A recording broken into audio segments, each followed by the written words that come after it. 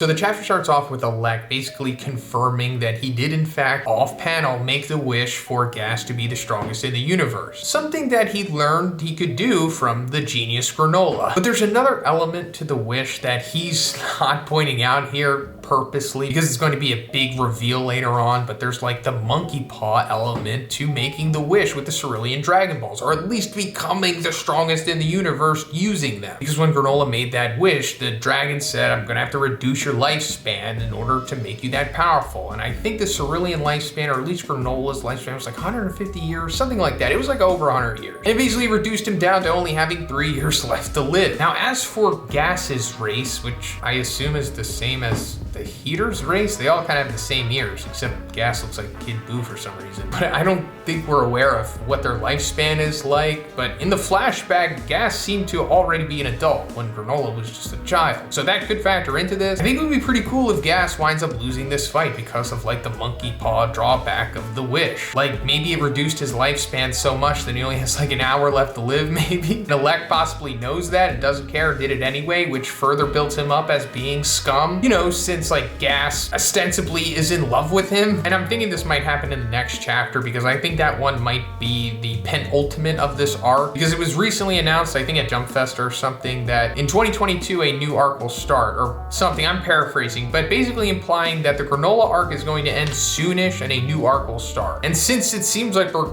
coming to the end of this arc, I'm guessing maybe there's only like 3 chapters at the most left. And that also is why I think Frieza is going to do this big grand thing, which I'm going to talk about later. But we're coming to Vegeta because at the end of the previous chapter, he gave Granola his only sensu bean so that Granola could go on to fight Gas and redeem and fix everything. That's right, Vegeta is doing the job to Granola in not only the fight, but also in the character building aspect as well. Yes, I know that this ultimately strengthens Vegeta as a character, but that doesn't mean that I have to agree with how it was executed. But anyway, Granola is back to full power now, and he gets Oatmeal back. And I guess this is confirming that Oatmeal is in fact AI. It doesn't really seem like it even matters. Now that he has Oatmeal back and his full power, he unlocks his like special Cerulean Eye ability, so now he has double Cerulean Eye. And he has like access to this Tony Stark Jarvis type of fighting style with the assistance of Oatmeal, which allows him to get the upper hand over Gas in this fight. It's actually pretty cool. I like the way that this plays out. But the story of this fight is essentially like 2 pay-to-win noobs fighting each other, but the pay-to-win noob who paid to win earlier is technically more experienced, so he's getting the edge over the newer noob who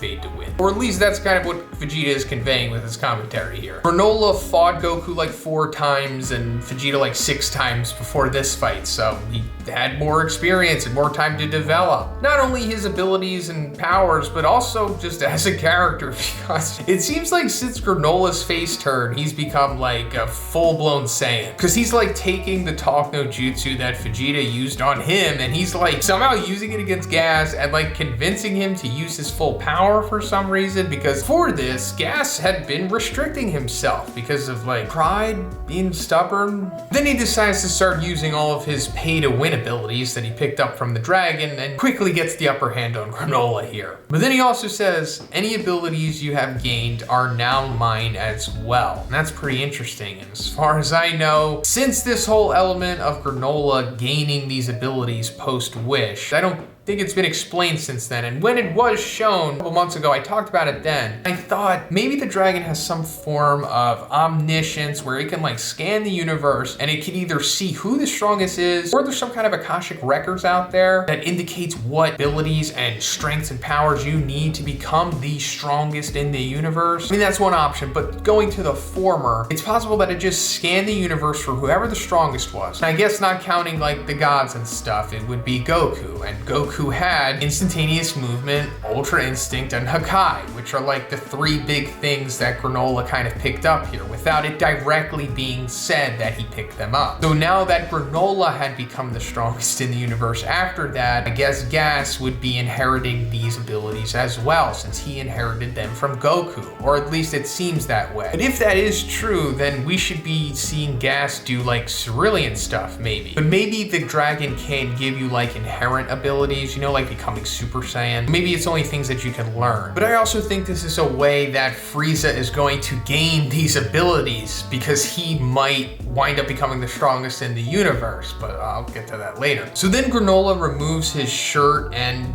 actually gets an aesthetic upgrade here, but this also, like, I don't know, increases his confidence or something, because now he's able to fight neck and neck with Gas, who's also, you know, using his pay to win abilities now. And they're just spamming all of these broken abilities to the point of where Goku's like getting annoyed by the serious power creep happening before his eyes. I know it's only okay when Goku does the power creep. He doesn't like it when others are doing it. But Vegeta's like, well, you know, they are spamming those amazing, powerful techniques, you know, like a pay to win New Blood. But have you ever seen instantaneous movement used so sloppily? So I think that's kind of saying what I've been saying. But, you know, Granola does it more accurately, I guess. So he still stands a chance. And that's where the chapter ends, with like Granola confidently staring down Gas, who is visibly worried. Hey, if you've made it this far, maybe you'd be interested in following me on Twitter. I'm pretty active on there, and I talk about all the new battle anime and manga stuff going on, all of the new spoilers and big news and releases and all that stuff, as well as just nerd culture and pop culture and topical stuff. Maybe sometimes I'll even try to post some crappy memes too to liven up your timeline. But if Instagram's more your thing, you could also follow me on there too. I'm not as active, but I definitely plan on being more active there starting next year. So yeah, please check out my other social medias. Thanks, guys. So I already said where I think it's headed with Gas. I think the monkey's paw is eventually going to get him in the end. But as for Frieza, I'm thinking he's going to show up here because Elec says I have one more urgent errand to handle. That could be meeting with Frieza. Because, you know, Frieza has been talked about so much in this arc, and if he doesn't show up, this would be even particularly bad writing, even for Dragon Ball Super. No offense, but you guys